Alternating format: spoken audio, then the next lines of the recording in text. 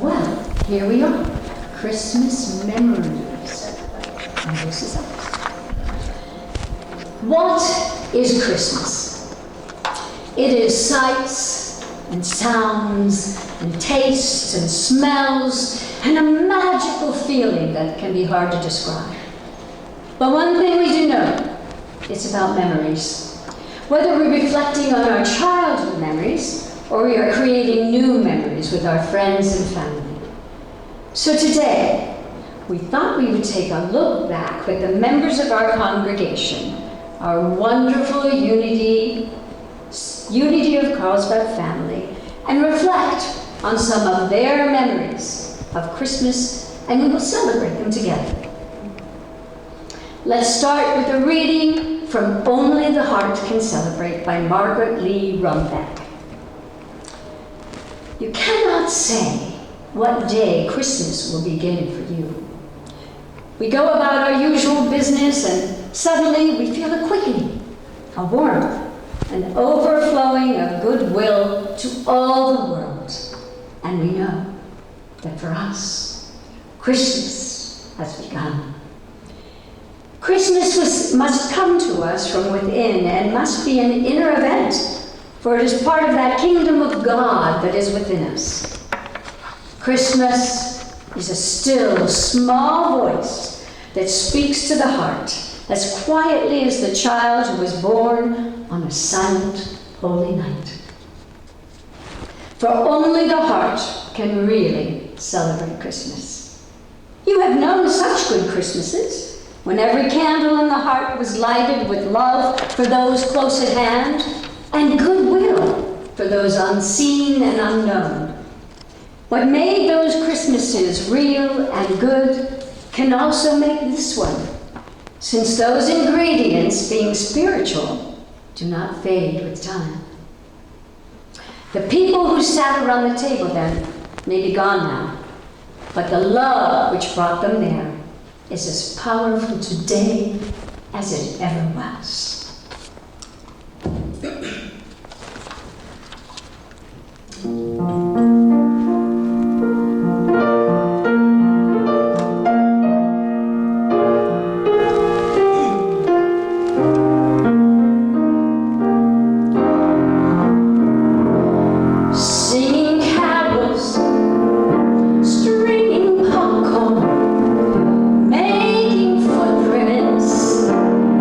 Snow.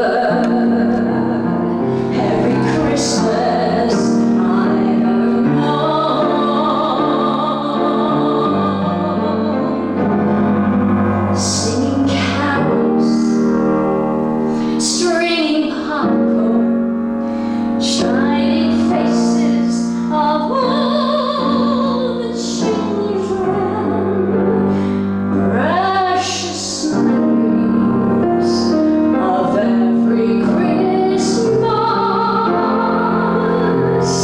I've known.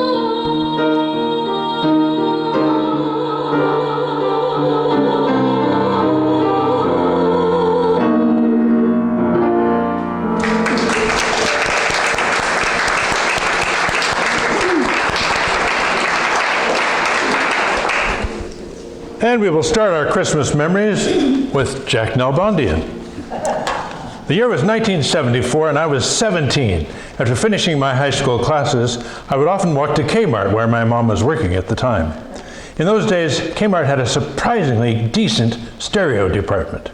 There were TVs, stereos, guitars, bongos, shakers, and other instruments. They carried quality brands like Panasonic, Sharp, Magnavox, Zenith, and more. I even remember a vacuum tube testing machine that saved us from costly repairs at the time.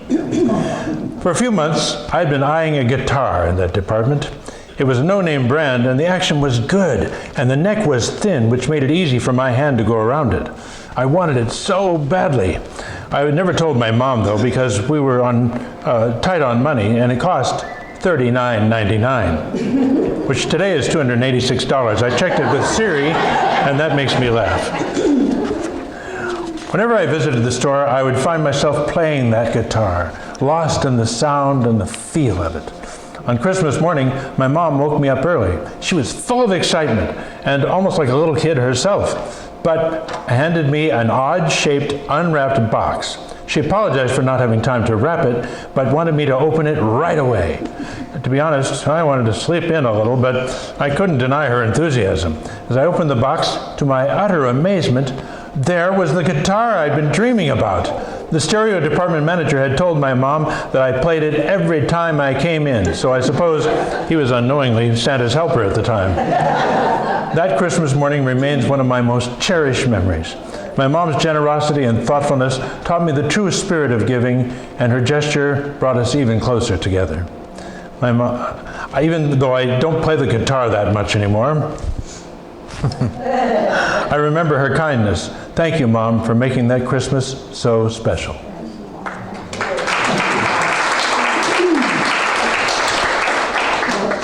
Go ahead.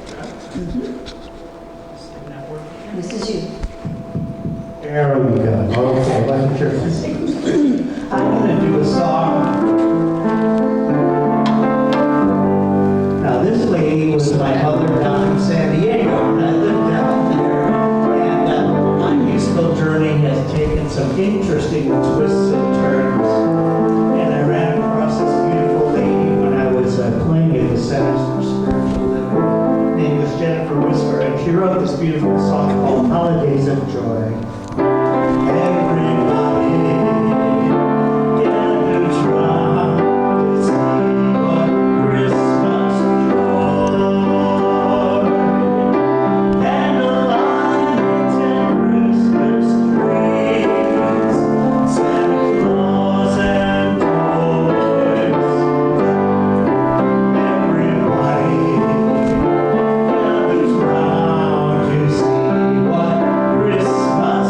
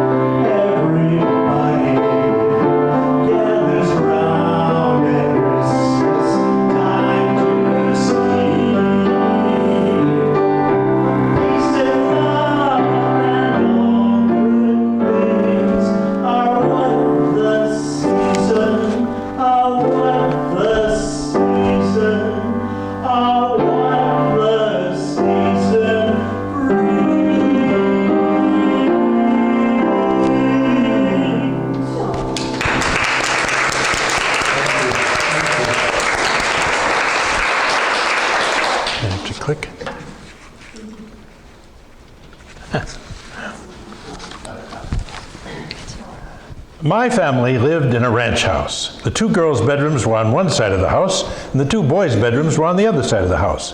My favorite Christmas memory is listening to my mother play Christmas carols on the piano on Christmas Eve. Now, the piano was in the middle of the house. My mother would play the carols as we were going to sleep, laying in our beds. The last carol she would play was "O Holy Night," and we knew by then we should be asleep. In the morning, Mom and Dad would sneak into our bedrooms and place our stockings at the end of our beds. We had to stay in our bed till Mom and Dad called us in to breakfast, and then we could open our Christmas gifts. My dad was a mason and built our brick home with a fireplace in the center open to the living room. One Christmas, he made soot footprints on the carpet from the hearth to our Christmas tree. My sister and I knew that Santa had come. My dad also collected toys from his children for him to take to his men at work so that they had presents for their children. My mother would ask us for the toy that we wanted to donate. Well, I had received a sock monkey from my Aunt Mary, and I didn't like the sock monkey or my Aunt Mary. So that is the toy that I decided to donate and give to my mother.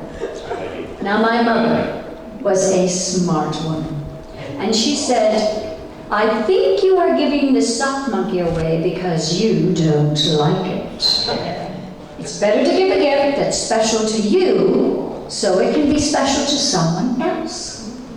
So she asked me to think about it. The next night, she came back into my room and said, "Have you thought about your gift?" And I said, "Yes." And I gave her my favorite stuffed animal, a white kitty. She paused and said, "Are you sure you want to give this away?" Knowing how special it was to me. And I said, "Yes, I love this kitty more than anything." And with that, my mom started to cry. What a wonderful lesson this was in giving from the heart. I wrote this as a story, maybe I'll publish it someday, and I called it More Than Just a Gift. Now, as an adult, I went to visit my parents one Christmas. Mom and I attended a Christmas Eve service, and we left early because I wasn't feeling well. And we stood outside in the quiet, lightly falling snow, listening to the church singing Silent Night. It was beautiful.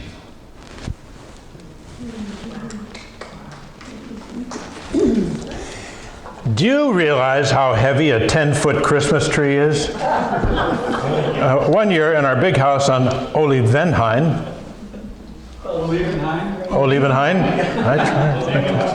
Okay.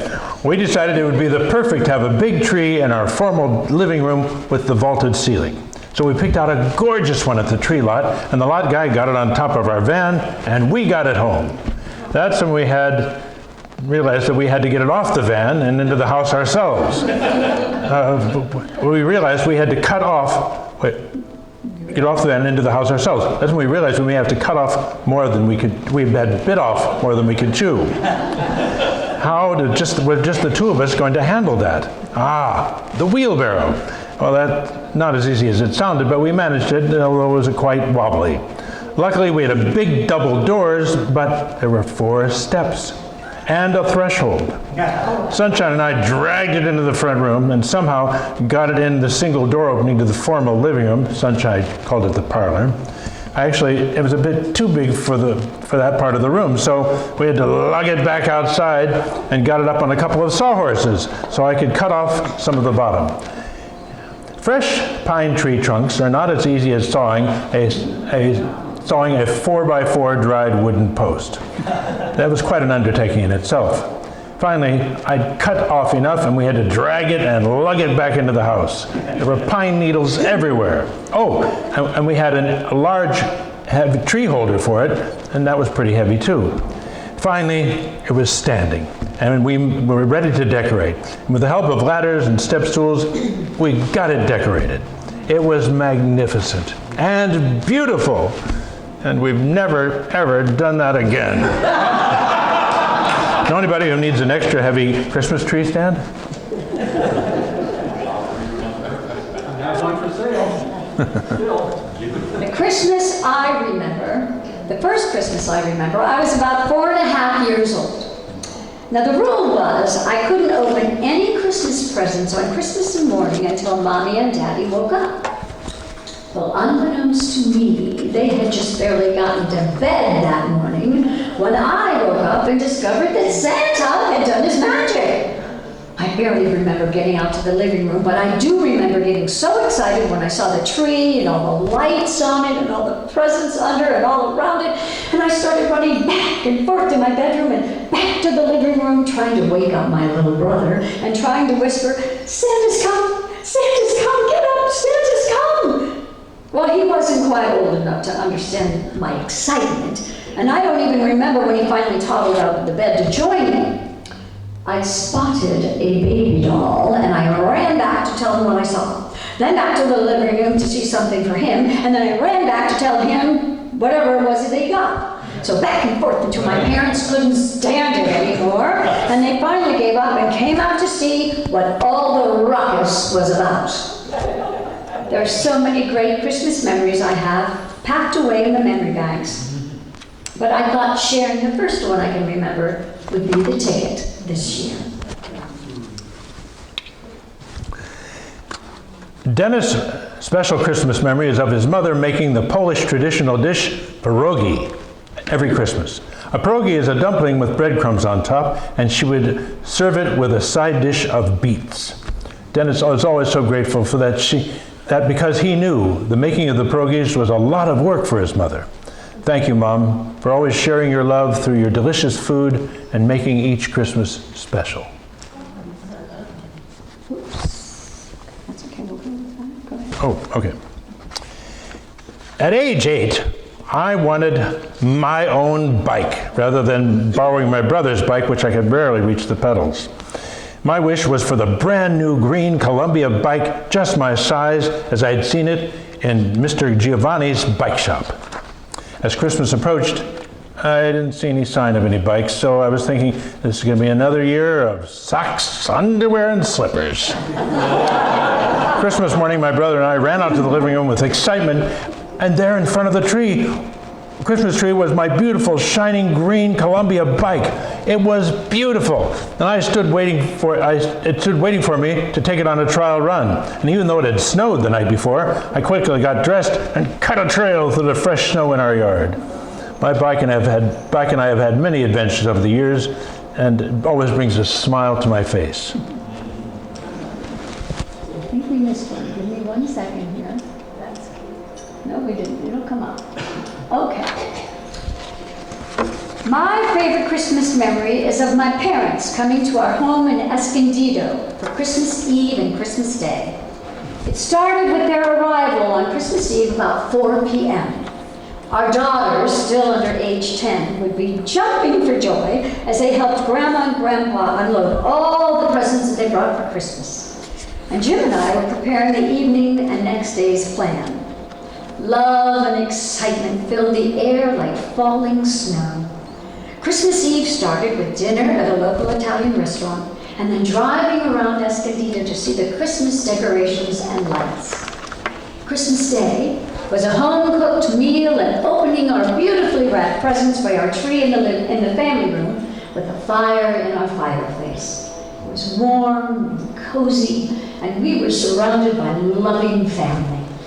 This tradition continued for the 15 years we lived in Escondido, and it's fondly remembered to this very day.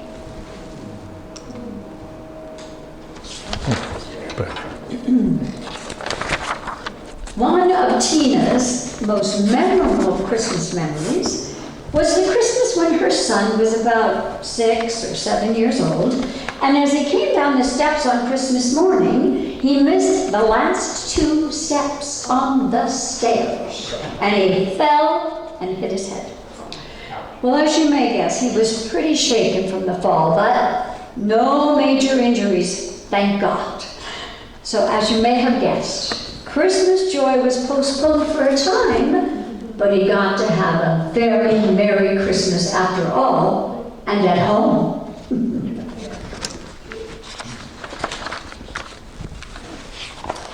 One of my favorite Christmas memories was having hot cocoa and Christmas cookies on Christmas Eve. And what made it so special is that we had the cocoa in my grandmother's beautiful Noritake china pot with delicate little cups. They were perfect for little hands.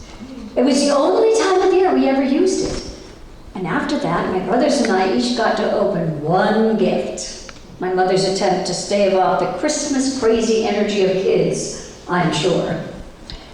Now, growing up, I was given a lot of hand-me-downs. And unfortunately for me, my boy cousins were the closest to my age. So for years, I wore dark plaid robes and old rocket ship slippers that once belonged to my cousin Johnny. So you can imagine my overwhelming delight when on Christmas morning, when I was about 10, I opened a package. And out came a beautiful, soft, cuddly, pink robe and pink, fluffy slippers. I got to be a girl again. Oh, happy day. One year, my sister wasn't feeling well when Christmas rolled around. My parents had been fighting a lot, and the atmosphere at home was tense. I was about 8 and Linda was almost 5 years old. She had been my pal and eager cohort in all the adventures we had devised. Linda had a strong imagination and often talked with imaginary friends. So I decided to create a new Christmas pal for her. With a high-pitched voice and a flashlight I borrowed from my father's tools, I cut a stencil and cardboard to fit over the end of the light and began talking to her through the crack in her door jamb. I was Wealthy, the elf. Wealthy reminded Linda of the fun and adventures she had had with Alan. Lemonade stands, of course, the puppet show I'd put on with hand puppets in the cardboard stage of a goblin's castle, hand-painted by the man down the street. To attract customers, Linda drove her bike around the neighborhood with playing cards clothespined to the rear spokes. And we also made a big carnival that we created, and when Linda was a Matahari fortune teller wrapped in my mother's colorful tablecloth with a headscarf under the picnic table. I played my part as ringmaster and would tell elaborate stories mixed with magic tricks and send people to my favorite feature, a painted box with an upturned mirror in the bottom and a sign that read, "See the live jungle monkey, free." And they would look in the box and see themselves, of course. The memories brightened her mood, and soon Linda began to call for Wealthy to sing carols with her and share my mother's homemade cookies and tell stories. And so Linda began to feel the Christmas spirit. Her joy and excitement returned, and Wealthy waved a cheerful goodbye. It was a Yuletide chapter that was wonderful for us both.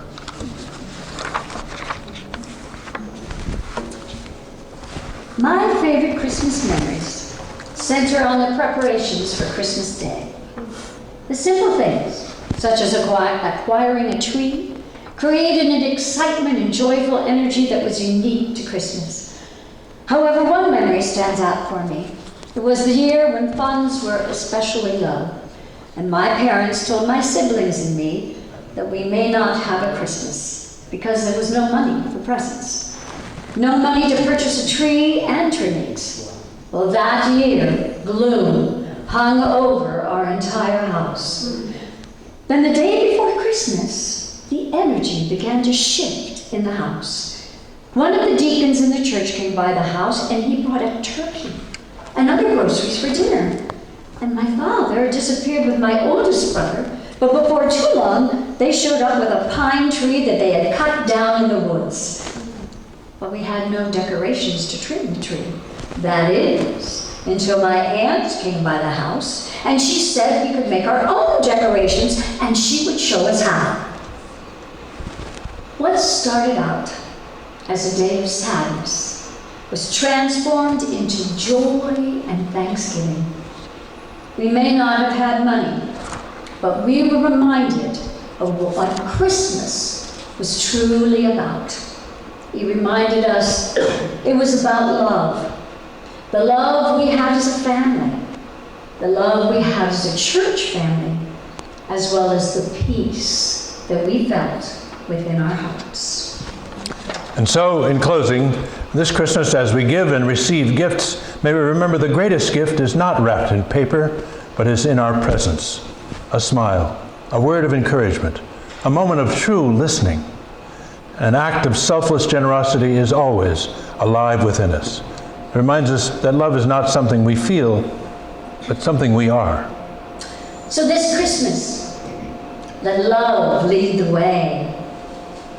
Let it guide your words, soften your heart, and lift your spirit. Let it be the reason you forgive, the force behind your giving, and the source of your joy for just being you. And we hope these shared stories, which we thank everyone who shared their stories with us, will spark your own Christmas memories. Take time to remember them, share them, and most of all, enjoy them. Let's make more. Merry Christmas.